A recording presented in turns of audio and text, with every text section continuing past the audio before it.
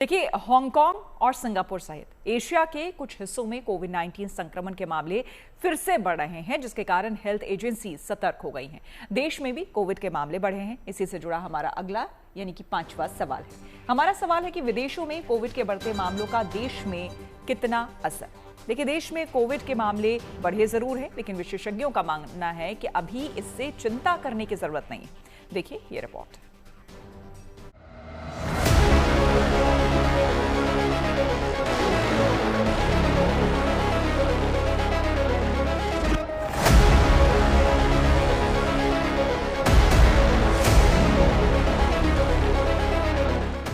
चीन के वुहान से निकले कोरोना वायरस ने पूरी दुनिया को घुटने पर ला दिया था।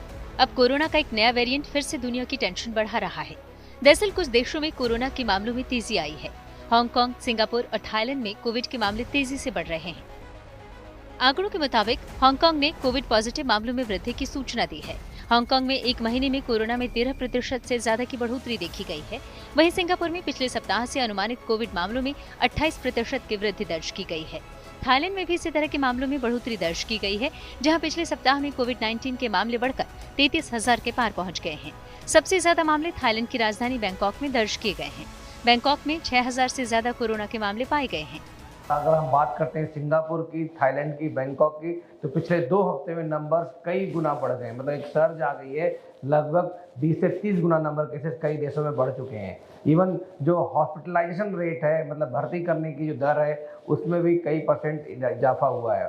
लगभग हांगकांग की बात करते हैं, जो नए केसेस आ रहे हैं उसमें 20 से 30% लोगों को हॉस्पिटलाइज होना पड़ रहा है। स्पेशली ऐसे लोग जो बच्चे हैं, बुजुर्ग हैं, जिनको कोमोर्बिडिटीज हैं, उनको दिक्कतें ज़्यादा हो रही हैं। चीन वो देश है जहां से कोरोना महामारी पूरे देश में फैली और अब वहां भी कोरोना के मामलों में बढ़ोतरी दर्ज की जा रही है। चीनी रोग नियंत्रण एवं रोकथाम केंद्र के आंकड़ों के मुताबिक 31 मार्च से 4 मई के बीच कोरोना के मामले में वृद्धि हुई है।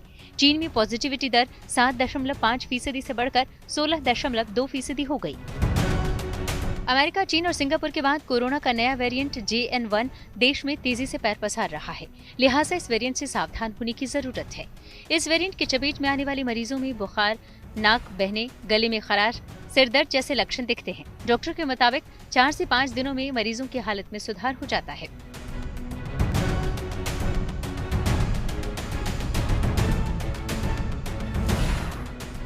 हालांकि इस बार कोरोना के खतरों को लेकर विशेषज्ञ आश्वस्त हैं।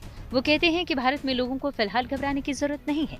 उनका कहना है कि कोविड-19 अब पहले जैसा विनाशकारी वायरस नहीं रहा। 2021 के अंत में ओमिक्रॉन वेरिएंट के उभरने के बाद से कोरोना की गंभीरता में काफी कमी आई है। सिंगापुर और हांगकांग में कोरोना में उछाल की वजह बनने वाले 2 वेरिएंट LF.7 और NB.18 है, जो JN.1 ओमिक्रॉन सब वेरिएंट के वंशज हैं और ये दोनों ही वेरिएंट ज्यादा गंभीर बीमारियों की वजह नहीं बनते हैं। जैसा हम सब जानते हैं, कोविड से हम पहले भी जूझ चुके हैं और कोविड एक बहुत ही घटिया किस्म की बीमारी है। ये अपना रूप बदलती रहती है। तो जो नया स्ट्रेन आया है उसका नाम है JN1 स्ट्रेन। मतलब ये ओमिक्रॉन का ही सब वेरिएंट है, जो दोबारा से कई सारे देशों में अपने पैर पसार रहा है और इसने भारतवर्ष में भी दस्तक दे दी है। तो हमें क्या करना है? हमें बिल्कुल संयम रखना है, डरना नहीं है, घबराना नहीं है बिल्कुल। बट कुछ एहतियात जो हम पहले फॉलो करते थे उनका ध्यान रखना है। जैसे कोविड एप्रोप्रिएट बिहेवियर की बात करते हैं कि बाहर नहीं जाना है, भीड़ भाड़ वाले इलाकों से बचना है हमें। अगर बाहर जाना पड़ता है तो सोशल डिस्टेंसिंग का ध्यान रखें। कुल मिलाकर JN.1 को अभी तक चिंता का वेरिएंट नहीं बताया गया है। विशेषज्ञों का मानना है कि भारत में लोग पहले ही ओमिक्रॉन वेरिएंट समेत कई सब वेरिएंट के संपर्क में आ चुके हैं और उन्हें वैक्सीन भी लग चुकी है। लिहाजा उन्हें इस नए वेरिएंट से गंभीर बीमारी का खतरा नहीं है। Bureau report, good news today.